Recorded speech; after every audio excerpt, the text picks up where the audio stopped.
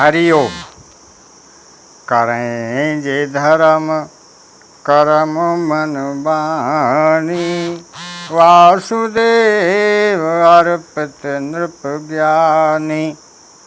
करें जे धर्म करम मन बानी, वासुदेव अर्पित मुनि ज्ञानी। वह राजा प्रतापवान जो भी धर्म कर्म मन वचन से करता है, वो सब भगवान को समर्पित करता है, अर्पित करता है। प्रत्येक हिंदू क्या मनुष्य मात्र को सब कर्मों को भगवान के समर्पण करना चाहिए। इससे लोक और परलोक दोनों बनते। सत्कर्म करके उनको भगवान के अर्पण करना चाहिए। संपूर्ण कर्म मनुष्य के जन्म मरण रूप संसार के कारण है, पर यदि वे कर्म भगवत अर्पण कर दिए जाएं, तो वे कर्म आप ही अपने नाश के कारण हो जाते हैं, अर्थात फिर उन कर्मों का फल नहीं भोगना पड़ता है। ईश्वरार्पण बुद्धि से रहित कर्म कभी भी शोभित नहीं होते हैं। कर्मों के समर्पित कर देने से वे,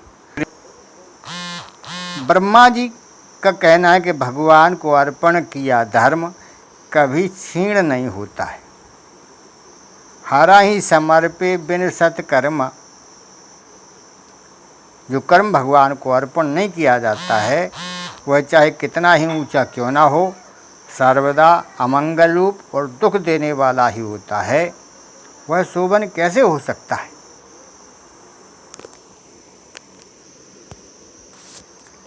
भगवान ने मयि सर्वाणि कर्माणि संन्यस्य कहा है।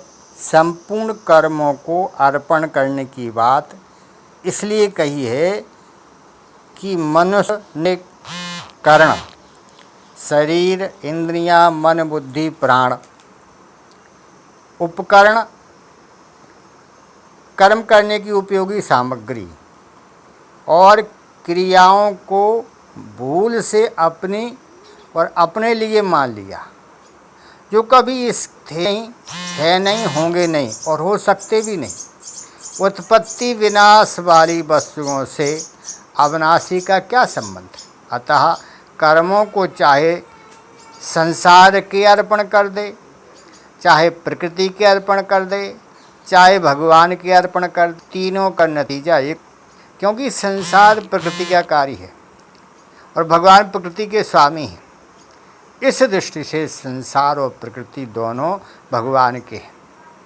अतः मैं भगवान का हूँ और मेरी कहलाने वाली सारी वस्तुएं भगवान की हैं।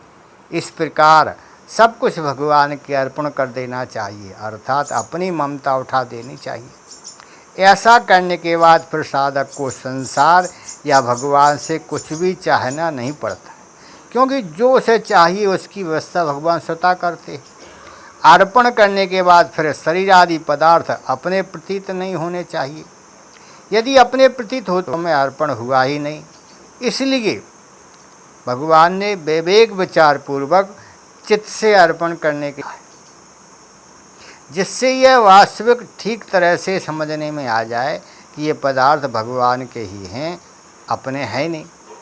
भगवान के अर्पण की बात ऐसी विलक्षण है कि किसी तरह से कर भी अर्पण भी लाभ ही लाभ है, कारण कि कर्म और वस्तुएं अपनी है ही नहीं।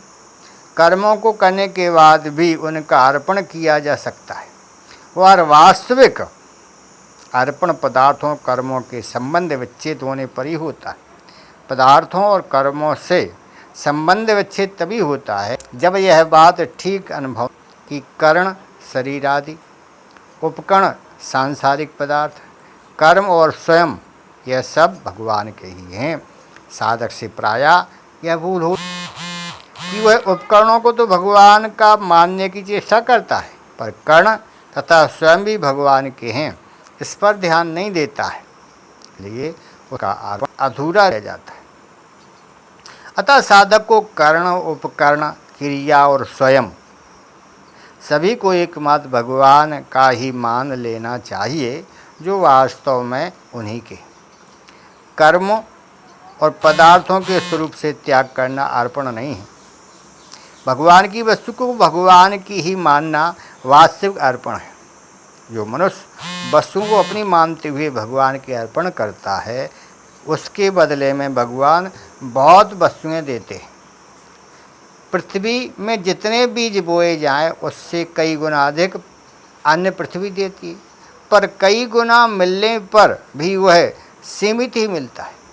परंतु जो वस्तु को अपनी ना मानकर भगवान की ही मानते हुए भगवान के अर्पण करता है, भगवान उसे अपने आप को देते हैं और ऋणी भी हो जाते हैं। तात्पर्य है कि वस्तु को अपनी मानकर देने से अंतःकरण में वस्तु का महत्व होने से उस वस्तु का मूल वस्तु में ही मिलता है। अपनी ना मान करके देने से स्वयं भगवान मिलते।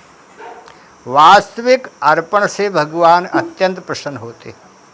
इसका अर्थ यह नहीं कि अर्पण करने से भगवान को कोई सहायता मिलती है, कोई फायदा है, परंतु अर्पण करने वाला से मुक्त हो और इसी में भगवान की प्रसन्नता। जैसे छोटा बालक आंगन में पड़ी हुई चाबी उठा करके पिताजी को सौंप देता है तो पिताजी प्रसन्न हो जाते हैं, जबकि छोटा बालक भी पिताजी का, आंगन भी पिताजी का और चाबी भी पिताजी की, पर वास्तव पिताजी चाबी के मिलने से नहीं, प्रतियुत बालक का देने का भाव देख करके प्रसन्न होते हैं और हाथ ऊंचा करके कहते हैं कि बालक से कि तू इतना बड़ा हो जाए, अर्थात अपने से भी ऊंचा बड़ा बना देते हैं। इसी प्रकार संपूर्ण पदार्थ शरीर शरीरी स्वयं भगवान के ही हैं। अतः उन पर से अपनापन हटाने और उन्हें भगवान के अर्पण करने का भाव देखकर ही वे भगवान प्रसन्न हो जाते हैं और उनके ऋणी हो जाते हैं। हरि ओम।